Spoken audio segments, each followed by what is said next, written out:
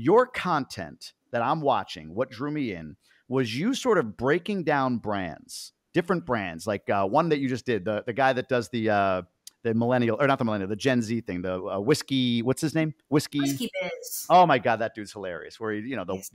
the Gen Z walk and all that stuff. So you had him on, but you break these brands down. The Adam guy with the blue cardigan. Morris. We're going to go back and talk about some of the beginnings because you've had a lot of different fits and starts and everything that you've done over the past few years. But tell me about this era of your brand, dissecting other brands. Why? Where did that come from? So I've put out hundreds of videos. Shameful, terrible, trying everything. Some of them worked. My highest viewed one, I think, was 10 million. The lowest was like 3. And that was like side by side because you're just putting things out there and you're just trying things. And I get so frustrated because folks will say, you know what you should do? Content creator, you should be consistent. Dude, I was freaking consistent. Yeah. Years, so many hours, hundreds of videos, and I could not figure out what is my thing. What am I here to do? What is my special little place in this freaking internet world? And I don't know why it bit me so hard, like I had to figure it out, but I feel like in my bones, I am a creator and there's something in me that I want to express. And it's so frustrating when you can't find that thing. So I'm a firm believer in action creates clarity. You do, and you freaking stumble across it. And last summer, I promise you this is what happened. I'm not being dramatic. I'm standing here and I'm mad. I'm like, I am putting so many hours. I started doing sketch stuff. I started scripting things out. I started getting way more serious about it, really trying to figure out what's my voice here. So I decided to pull a chair out that's right behind me in that corner. And I'm like, I'm going to put this chair here. I'm going to get out my camera and I'm not going to get up until I figure out what I'm trying to say. It was like a punishment, a creative punishment to myself. Later on, friend, I figured out that this is a creative restraint that a lot of creatives talk about, that if you don't know what to do, you limit your decisions. And then through that, you can break through and really tap into another level of creativity. So creative restraint, that's what I unintentionally did for myself. The first video that I made in that, I didn't script it out. It was a topic about something that I read recently in a Rick Rubin book, The Creative Act. Highly recommend that. And it was something I thought about when I read a passage in that book. And I just made the video. Immediately, I started getting DMs from people who knew me well. And they're like, Heather, that was really good. That was really powerful. And it wasn't like a super huge viewed video, but the quality of responses that I got back from that, I was like, okay, there's something here. And what ended up evolving and happening, and it was always there. It was always there. And what's so interesting about it all is I love deep topics. I love books. I love talking about spirituality. I'm a very weird woman. But I also love pop culture and Lady Gaga and what's going on in the world and so forth. And if you sit and have tacos with me, I'm probably going to talk about both of those. That's Heather Parady through and through. So somehow, sitting there, making myself sit there, I realized be the Heather at the Mexican restaurant and what you would normally talk about and the bridges that you would make. And the videos have just worked. Can you explain creative restraint one more time? I want to make sure I understand what you said. I was starting to write it down and I didn't quite grasp it. What does that mean again? Creative restraint. A lot of folks feel very overwhelmed when they're approaching a new project because there's so many options, so many things that you can do. So as counterintuitive as it may seem, if you're in that state of like floundering where you're kind of all over the place, when you put rules and boundaries around your project, self-imposed boundaries, very, very strict, what ends up happening is you have some kind of expansive view of what you're actually trying to do, and you can actually become more creative. Professional creatives talk about this a lot. If you really dig into interviews of musicians and actors and writers and so forth, they'll put a self-imposed restraint. So it may be a time limit. Like, hey, I mean, if you think about it with like social media platforms, like limited characters, limited times, I mean, those are creative restraints. So if you can think of, okay, I'm only going to do something, in the kitchen at my sink, or I'm going to do it in 5 seconds instead of 60 seconds. I mean, self-impose some rules and boundaries there, because what ends up happening is you squeeze out what you're really trying to say. That makes sense. Okay, that helps. And that's really, really true. I had an author or somebody that does publishing on here, and she said, I don't believe in writer's block. Mm-hmm. She's like, because if you just sit down on a daily basis and commit to your point to, I've got 10 minutes to write today, something comes out. It may not be the best thing in the world, but something comes out. So that's a really interesting point. You and I both share this sort of, I've been posting for a while, doing things before things kind of hit. For me, it was like, I'm getting into real estate. That was 5-6 years ago. And then it was, well, now I'm quitting my job. And I talked about that and, incremental growth, if you will, across socials. But not until I just started sharing living in the Dominican Republic did it explode. It went from 8,000 to 80,000 in the last few months as far as Instagram. And I haven't really paid much attention to TikTok, although it's growing. And then my YouTube, we were talking about before, starting to grow in that regard. Are there creatives? Because I'm struggling to find one that you've interviewed that picked their niche, went in, and it worked. Or are more stories yours and mine? More stories are yours and mine. I will say there is a big distinction with me in the content creation space between entrepreneurs who create and then creators who create. And I got my feelings hurt real bad because I came to terms a few years ago that I was not an entrepreneur. I was a creative who built businesses so I could create. And so I think the niche, the restrictions a lot harder for creators who are true blood creators, because in our core essence is this kind of ADD, rambunctious, curious, deep need to express. And that comes first before thinking about scaling. And I only found this out because I had a creative project that did really well with a friend of mine. He's a true blood entrepreneur. And when the Web3 space was hitting, we had the #1 NFT podcast and insane downloads. We did a lot of really cool stuff in that. And when it kind of came to a breaking point with me and him, and we're still good friends and it's totally cool, but he would always think about the scalability of it. And I was always thinking about the story and the creativity, and I would sacrifice scalability in a second if I felt like it improved the quality of the work. And he was vice versa. And that's when I really came to terms with, I'm a creator first. I think this is an important distinction, because if you have this weird kind of all over the place, you have a whole bunch of ideas and so forth, maybe it is a distraction because you're an entrepreneur and you're not focused, or maybe it's something that's actually a superpower of yours because you're a creative first. Oh, that's interesting. I never thought of it that way. I'd probably have to share that identity.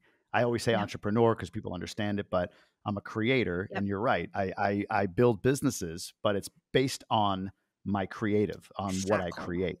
That's incredible. It's small, but it matters, man.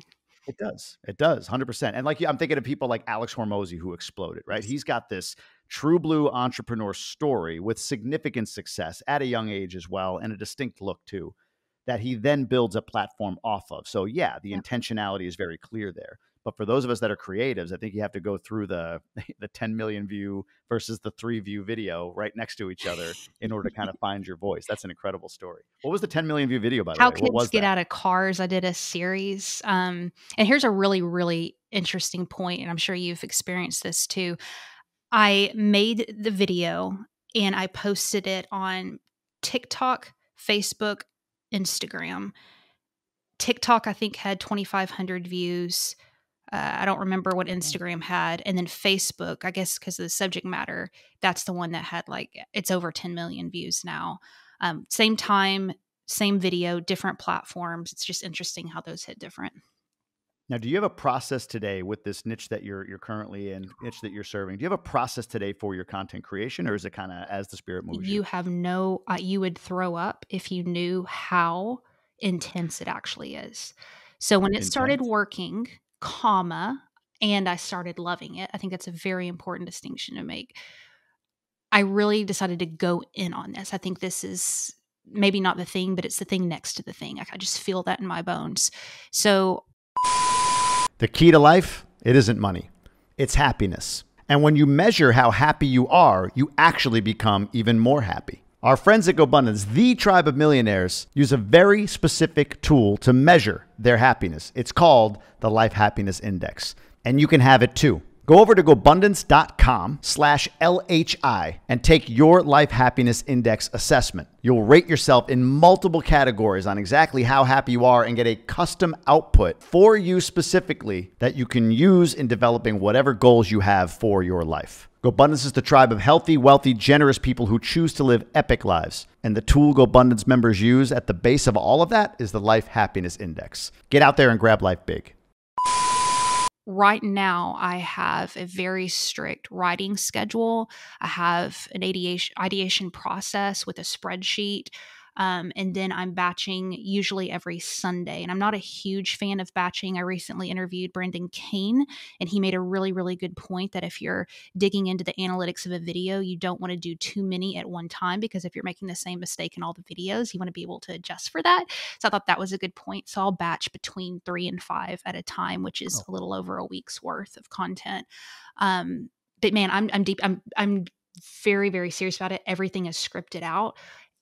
I'm not really good at that. It's very hard for me. I'm very hyper. I'm easily distracted. So it's a strong discipline. But for me, I want to become an excellent storyteller. And I feel like this season of my life, this is how I'm learning storytelling. Do you lose authenticity by scripting since you are sort of a manic energy? You would think, well, let me ask you, and you can be honest with me. You don't know me. Yeah. You've known me for 22 minutes now. The personality I'm showing here to you now, do you feel like that comes through in my videos? It does. Yeah. Okay. Good. I'm glad you said that, and I'm because if you're like, no, I'm like, forget it, we're done. It's interesting because, again, back to that creative restraint. I'm in acting classes right now. I've been taking those for years, and not because I want to be an actress, but because I'm really interested in performance and presence. I do some public speaking, and ironically, I think improv, comedy, acting classes can improve your public speaking like night and day. But in acting class, it's interesting because when you have a script and you've eaten that script and you know that script and you could just say it in your sleep, that's when something else comes out of you that you can really embody a character and find the energy of it. So ironically, even scripting something out with content, if you know exactly what you're going to say, you're more free to fully show up as who you are. Your word for word scripting? Word for word. Well, yes and no. I mean, I could pull up a script and read it for you, and you could see a lot of the quirky stuff is just me. Sure. I mispronounce words like for real, and sometimes I'll think that's funny, and so I'll leave it in. The ending is always just improv. I really want to feel like, when I close the book, I'm like, shoot fire, that was good, or I'm sweating or something like that. And that's just honestly my response to it. Yeah. What is the end game? I've heard you say this, and it was such an inspiring thing, especially I heard you say it in a moment where I had, and I'm sure you have this, maybe you don't, have that sense of like momentary doubt. Like, what am I doing? Like, what am I doing here? Right? Like, what am I really doing? Even though I love what I do, like, will it ever be whatever? Even though I've had success, you don't look at that. You always like the next thing is success. But you said, I'm in this for life. Yes. Even if I'm an 80-year-old woman clutching my podcast gear in my basement, whatever. That's what it's going to be. So what is the end game? What's the ultimate for you? Are you living it already? Or is there a level that you want to go to that you would consider to be success as a creator? Am I living it already? Yes. And I have to remember that I am. And I'm saying yes, not because I've achieved what I want to achieve and there's not so many other things. I'm working really hard right now on gratitude and opening my eyes to what already is, because I see how far I want to go. And it's laughable if you compare the two. And I'm working hard on that. So let me just make that note. But the end game for me is media and communication through media. I want to be a part of productions and stories. And I believe that social media, what we're in right now, is the new media. It is the new streaming platforms. We haven't even seen the beginning of it. The creators right now are essentially the execs of like the way that we viewed, Netflix and the executives and Universal and all of that. Over the next 10, 20 years, there's going to be so much power put on the independent creator. And I believe investing in content creation is not just about scaling your business and growing your business. And although that's awesome, if you are interested in storytelling and entertainment at all, it's worthwhile investing in this right now. So for me, I want to build my own platform. I want to sharpen my skill set as a communicator and storyteller. And I want to move into bigger projects and work with other creatives, whether it be longer form content, movies, the way that you would define movies now, it's going to change. I want to get into script writing. I just want to be a part of the media scene in general. I used to think that I wanted to do just public speaking because I love speaking. But the more I've gotten into storytelling, man, it's captured my heart. It really has. I do a little bit of speaking on the side, but if I can get into character and write scripts and be a part of that scene, you just better bring me a drink and a pillow. I'm happy. Let's just go. That's my end game. You said gratitude. You're trying to be grateful. What are you grateful for specifically? I haven't quit. Okay. There would be a lot of reason on paper over the past few years. It hasn't made sense for me to invest as much as I have time-wise in my content. I've spent faithfully the past 7 years almost every weekend working on content, podcasting, and so forth. And it's only been the past few years that I've seen the kind of traction that I'm happy with, that I'm proud of. Obviously, I want to grow, but on paper, it hasn't made sense. And it's not been stuff that it's funneled into my business. It's been stuff that I've been doing on the side. It's been hours and hours and hours. I'm so grateful I've done that because now I can confidently say I'm a creator, I'm a storyteller, and I really truly believe with all of my heart within the next 3 to 5 years, I will be doing that full time. I love my fractional COO work. I work with some incredible people who I would just bleed for, and I'm proud of what we do there. That's not my end game, and one day I'm going to be a full-time creator. I share that sentiment. What I'm doing today won't be what I'll be doing in 5 years. Yes. I have a couple of different things that I do, and even maybe 2 years, maybe even a year. Come on, To man. your point, it's been 5-6 years of a lot of work, a lot of making noise in a quiet room where nobody else is watching, Yeah. and hoping and praying for something, whatever that might be. But recently, it's like I found, I think, a niche, something that I really enjoyed. I mean, just literally sharing my life. And at the end of the day, I'm sharing my life. I see what you're doing as sharing what you're interested in with other creators' content. Yes. You're interested in it anyway. And so you dive in and you just share that knowledge in a passionate way. So it's really interesting to your point, like, the next 5 years won't be what they are today. But I want to go back. So you were a mental health professional at some point, Mm-hmm. and you start to do, content creation. Yep. I know of 4 podcasts that you've hosted and or co-hosted. Is that the right number? That's right. Along the way? Mm-hmm. 4? Okay. The NFT one, there was the brain one. I can't remember the name Happy of it right Brain. now. Like Happy Brain that you handed off to somebody else. There's your current Unconventional Leaders, and then I don't even remember the other one, but there's 4. So what was the breaking point for you, or what was the moment, or what did it take for you to walk away from career A and lean into supporting yourself in one way such that you could be a creator? I get through graduate school. I'm sitting in the waiting room to have my interview, and I just start crying because I knew in my bones I was not supposed to be in that room. I go in the interview, even though I'm teary and weird, they hire me. And I call my husband and I'm crying and I'm like, I got the job. Oh God. And he's like, Heather, people don't cry when they get job offers, especially this one, because this on paper was what I'd been working for a few years. It was everything seemed right. Just, I knew in my bones, I'm like, no, girl, you're supposed to do something. You're supposed to make something. So and this was at a point, this was, 7+ years ago. This was at a point in our family where I needed to be working. My husband had just joined the military. We were, it was tight and I had to figure out what I was going to do. And I say that to say, because a lot of time I think women get discredited where they're like, oh, well, she had her husband to fall back on. No, that's not always everybody's story. And there is pressure on women too at times to make money and figure things out. So I kid you not. I kid you not. I called them. I turned down the job and I put down the phone. I'm standing at my kitchen bar. I open up my laptop and there's an email there from someone who I kind of sort of knew. And they said, "Hey, do you know how to edit a podcast? I'm looking for somebody to help me."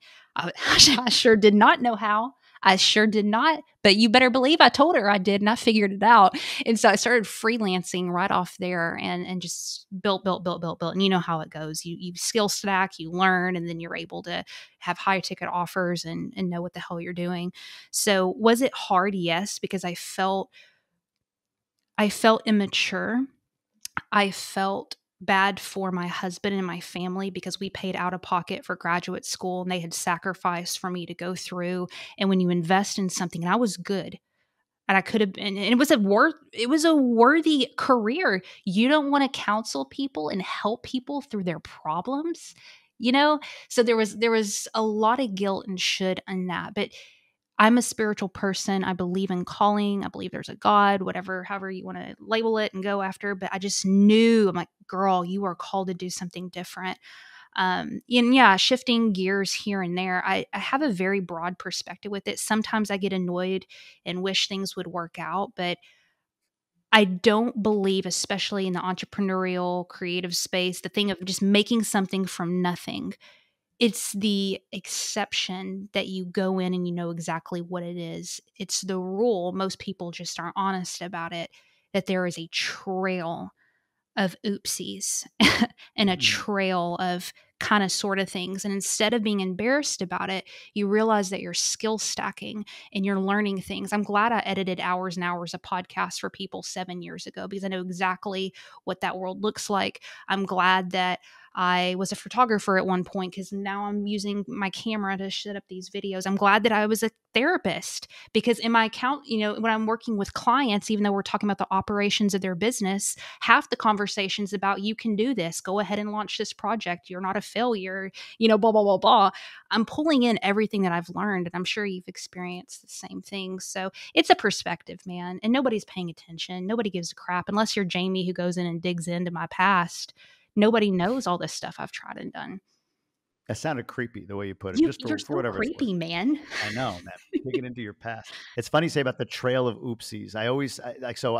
I'm in between these two sort of groups of people or individuals. On one end, there's a guy I told you about this GoBundance community named David Osborne. He's $300 million guy, number one owner of Keller Williams, right? Like crazy successful, and everybody looks up to like, wow, look what he's doing. And when he speaks, people listen.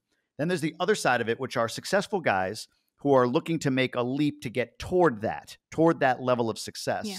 And I have the unique perspective of being able to see kind of behind David, if you will. Like if you look at David standing out in front, he's Superman, right? He's in great shape and he's successful and everything's together and But if you peek behind him, there's a lot of broken shit. Come on, man. There's a lot of broken shit, right? So, and I say that to all of these folks because I realized I was in the same boat. Like, oh my God, I want to get there, but I want to make the right moves. And it's like, he didn't make the right moves. He made about 1,000 moves. Yes. And like 10 of them ended up being the right ones. Along the way is broken relationships, lost money, bad decisions, business failures, right? There's all of that. But to your point about action creating knowledge, I think that's such a great point.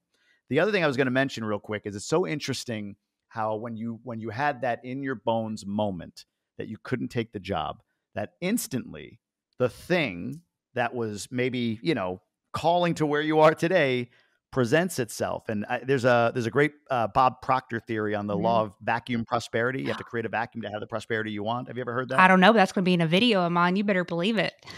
There you go. It's incredible. He has a video on it. Just Google Bob Proctor, law of vacuum prosperity. And when you had that break moment is when this came in. I had the same thing when I quit my job. I was done, completely done. But since then, you've moved on from other things. Let's talk about the podcast that you started, Happy Brain. Mm-hmm. You handed it off to somebody else. Mm-hmm. When you moved on from that, were you done, or was done a different standard because of the experience you had leaving mental health? Boom. Done was a different standard. So how do you know what done is today? How do you know what is done for you? Are you done with the CEO business, or do you have to stay in it? That's such a I love this. This is so good. So I think there's two elements. There's the in your bones done that you just know in your spirit, your gut, and that's something else that just you have to listen to. So I'm going to put that to the side. That's not what we're talking about. For me, done has changed in the sense of the goal's unmovable for me unless God moves it. The way I get there is constantly pivoting and adjusting, because I back to that overly consistent point, I used to just put blinders on my eyes to data and what's working, because it was just like face like flint, be consistent, post every single day, show up, do this, do this, do this, do this. And I've realized, and for me, volume has not been the answer. It's Oh, been amen. quality. And so Amen. stepping back and getting really intentional with what I'm putting out, and is this good? And that hurts my feelings sometimes. But I used to be in love with production, not quality in this story. Production meaning produce, produce, produce, produce. So right Yeah. now, done for me is this working? Like I'm going to I'm going to do hosting till I'm dead. Like God, God willing. I love it. I love talking to people. I'm going to be telling Same. a story in some form forever. When the moment when the chair thing, the data is not there, I'm not enjoying it. Yes, I'm going to shift and pivot. Have I given up on content creation? No, I'm growing. That's amazing. You got my mind going in 75 different directions with that. The point you made about volume, Gary Vee. I think you and I love Gary Love Vee. Gary. However, the post 40 times a day thing on TikTok is like the advice or whatever it is, or not 40 times, but post 6 times a day on TikTok. Yeah. I struggle with that because I was like, man, I'm going to put out so much volume. I'm going to be that guy. People would say, man, you're everywhere. But it was like 8 people because that's all that was watching my stuff. So I went to, 1 a day max. And even now, like I was gone this past weekend. I didn't abide by my process of creating content in advance of me being away. So I ran out of it. And over the weekend, nothing came out. And I was tempted, like repost an old one, do something like that. But I didn't. I just let it ride for 5 days. And then just when I got back, I went back to my process, created and put it out because I'm more focused on the quality now than I am the quantity of the past. So you said done. Well, let me defend Uncle G real quick. Let me defend Uncle G. So here's my theory with it. And maybe it's just because I love him, but I do too. I just listened to Crush It Again for the 18th time last week. So good. So. He is speaking to a different audience than you and I. He is speaking to folks who aren't putting out content, who are afraid to get on camera, who are overthinking everything. That's his audience. What's happened to all of us in this space, myself included, is we kind of got into all this stuff through people like Gary, and we kept hearing that message as opposed to graduating from it and realizing that he's not talking to us anymore, right? I don't need, here and there, but I don't, my issues aren't me being afraid of being on camera or looking stupid or so forth. I have other issues now. And so I've got to start listening to other pieces of advice. So he's telling the right advice. He's just speaking to a different set of people. Makes perfect sense. My mind is going into this idea of you're done and the universe delivers something. Have you had that experience duplicated as you've been done with other things? Oh, wow. Not as instantaneous as that. So when we had the newbies show, I was like, this is it. This is it. It was so nice. We had 1 million downloads at 8 months. We had sponsors that were paying, top dollar for ad sponsorships. This was NFTs for newbies. Yeah. And it was just a blast. It was the first time that I've ever worked on something and it worked that fast, which there's reasons for that because it was just a hot thing at the time and we were smart and knew what we were doing with keywords and whatever. But when that was over, it was really, really hard because since I'm a creator at heart, to go from content creation that works back to I had nothing again, it took me about a little over a year to find my lane again to where I'm at now, and things are starting to work, and I can, I'm growing week to week as opposed to staying stagnant, and that feels really, really good. So it took about a year. So you have that instant result, and also one that takes a long time. Yeah. For me, and this is dramatic, Jamie. You may be dramatic. I'm going to be dramatic real quick. Sure. Okay. Hit me. Be dramatic. Let me be dramatic real quick. There's a scripture in the Bible that the disciples are talking to Jesus, and some dude, I don't remember exactly what happens, but some dude pieces out and he's like, "Bye, Jesus. See you later." And he leaves, and he turns to the disciples and he's like, "Are you going to leave me too?" And the disciples are like, "Well, where else would we go?" And I love that scripture. And if you take it out of it, please don't get upset with me if anybody's religious watching this. I'm not trying to be sacrilegious. Just, it's a good example, but listen. But I have that same feeling with making things. It's like, what else am I going to go do? Am I just going to lay on the ground and quit and go get a regular job and give up on this? There's no chance I'm going to do that. I would rather nobody listen to me or watch me and so forth and freaking make stuff than quit. It's not an option for me. And some people I think should quit because they don't feel that way. They're doing it because they think it's sexy. They think it's going to grow their business. They think it's going to do this and this and this. And I don't think if you're not coming from a place of I genuinely want to do this because I love doing it, I don't believe you should. Have you ever gotten close to quitting and going and getting a job? I remember my first live webinar. Oh gosh, it was so bad. I did a live webinar probably a year in. I'm like, forget this freelance stuff. I'm going in. I know how to make a sales page, and we're just going to do a live thing, and I'm just going to call people to action. And I had all my people on there. And man, I called them to action, and guess how many people signed up? Nobody. And I went and I just sat on the floor like a baby, and I just felt I was embarrassed. I was like, I did everything right. I followed Amy Porterfield's map, like there was a lot of mistakes I made. I was so elementary. At that point, I remember I was just the shame and the embarrassment of I gave up my job. I'm now trying to make money online. Nobody's converting. That was a really, really hard point for me. I think that was the darkest point. So I've had a similar moment. My first webinar, same thing. 200-300 registrants. Yep. I'm like, oh, cool. Like I should get 40, 80 people, like 8 show up, 10. Nobody buys, not one person. And then, you do the thing through the weekend, like nobody else watched the replay.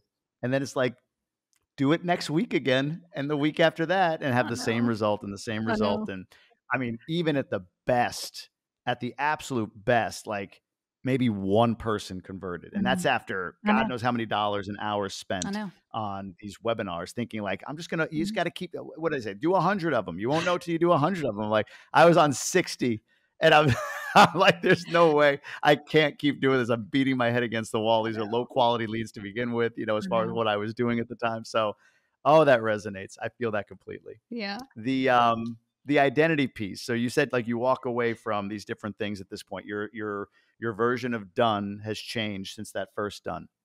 At the same time, you and I talked about this before we started recording. Maybe it was when we were recording. I can't remember at this point.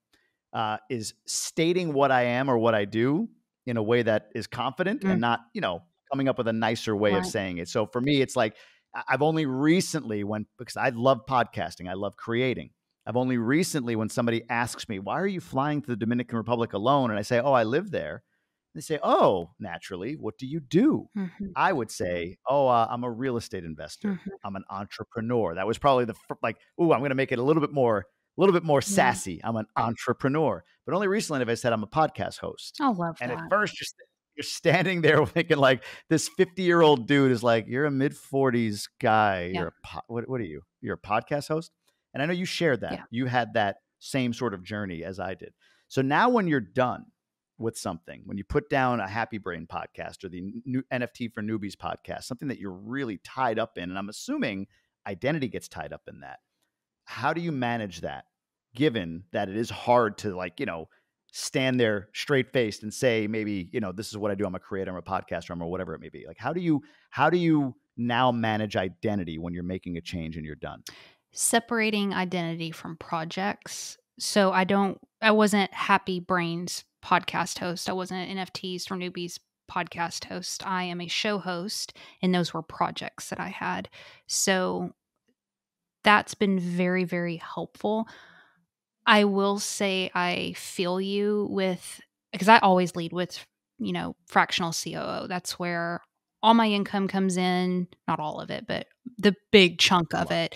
It makes Yep. sense. We've done some badass stuff. I'm good at it. And it feels like my big girl britches are on when I can say that and tell you who I'm working with and so forth. Recently, I have gotten called out.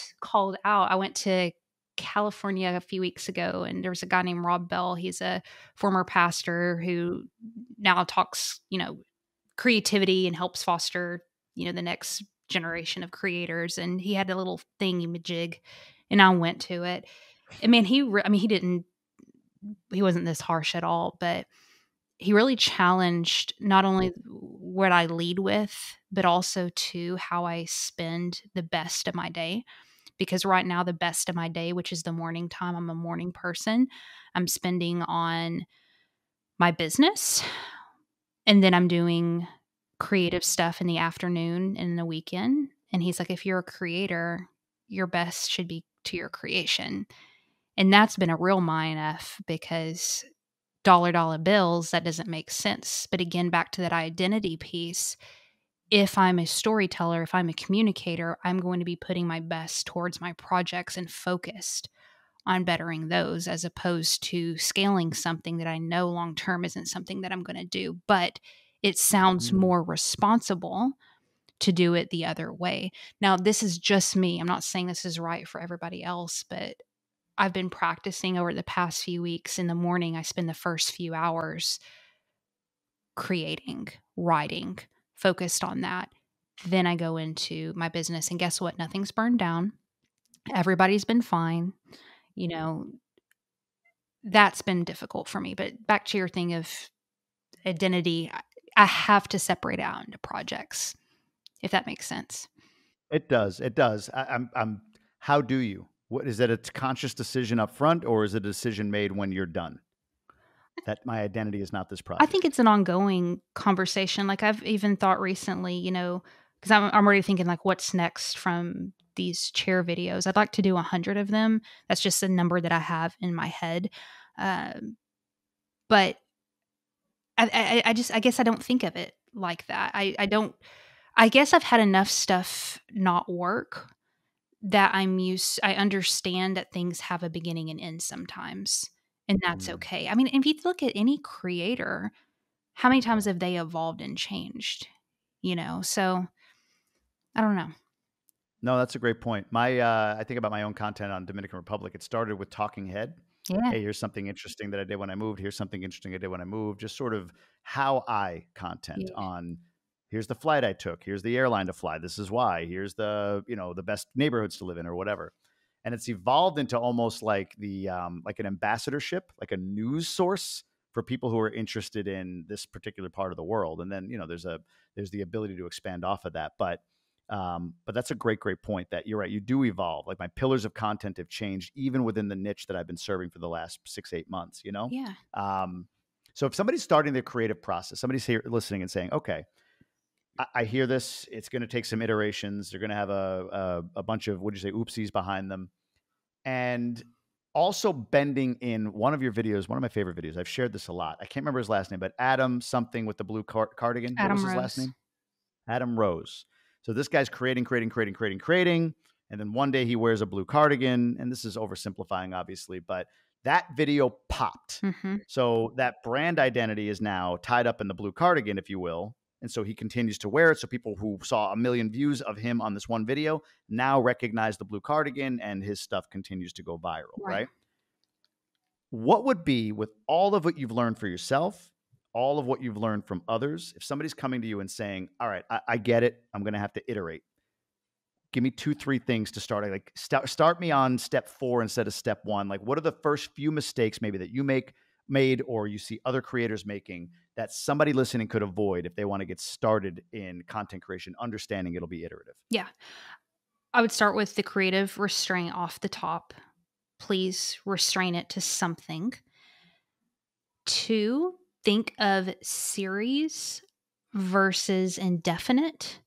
back to the project-based stuff. So if you have, let's say, 3 to 5 ideas, series ideas, do 5 to 10 videos for each of those and approach it as a test. You're not only testing if it works with the audience, but also too if it lights you up and if you get excited about it. So if you are a chef, maybe your series idea is showing your creative restraint is I'm just going to show my hands. I'm going to show different ways of chopping to music. That's one series idea. Do 5 to 10 of those. And maybe your other creative restraint is you're going, I'm just making all this up as I go. Maybe you're going to have, rinsing vegetables to the rhythm of like some popular songs. That's another idea. I'm just pulling all this out of my butt, but come up with 3 to 5 ideas and then put them as series and then follow through on those series and then analyze it afterwards. Because I know what I've gotten stuck in is doing one video and then saying, oh, that didn't work and moving on, as opposed to it. Remember when I said earlier that I posted a video and it hit 10 million versus 2,000? Sometimes it's not about the video. Sometimes it's just small little tweaks that you need to make for that specific platform. So that's why that series is really, really important. And then I'll say, people always talk about the hook. They're like, the most important part of the video is the hook. The hook is sexy, right? The hook is the first date. But I think that real creators, when you really get, that sounds mean, but not real creators, people who are very serious about content creation realize that there are multiple hooks throughout the video and you don't just grab attention, you've got to keep attention. And so thinking through of how do I rub the edges of this idea and push it just a little bit further, I think is really, really important. And that only comes through writing. I love Stephen King's book on writing. I'll never be a novelist and I can't spell very well. And like I said, I have a little bit of ADD tendencies, but without fail, sitting down and putting intention by just writing things out, and it doesn't have to be scripted, but putting thought into it is going to take your content so much further because most people hit play and just kind of shoot the shit, like, hey, Tom here. And if you ever thought about blah, blah, blah, blah, if you just took 5 minutes and wrote that out a little bit, you would have way punchier of a script. I could keep going, but I'm going to stop there. That's great. That's a ton of tactical stuff. I love that. The real quick on the series, I'm curious, this is getting like doubly tactical. Well, let's go. Have you tried? I haven't, but I've seen others that have a part 1, part 2 on short form. I have pre-chair video. Yeah, I have pre-chair. Thoughts?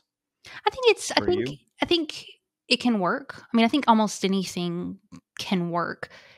I think I would go really heavy on writing for that because you would need to have a really strong ending for me to want to continue that. I'm of the mindset anything can work if it's approached creatively. So that's my response to that. Got it. You talked about every weekend for the last 7 years getting into content creation. You've got your business that you're doing during the week.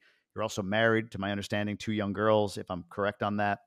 So especially as a creative, how do you silence the mind and be present, or do you, with your family in the moments that you do have with them? That's a big, big struggle for me. It's so hard. And I feel so much guilt because you would think I would die for my family, as I'm sure you would. So it's confusing when you hold space for 2 things where you're like, I genuinely love these people with whatever. Why is it hard to be present with them? I've started thinking about it recently because I just got into therapy for the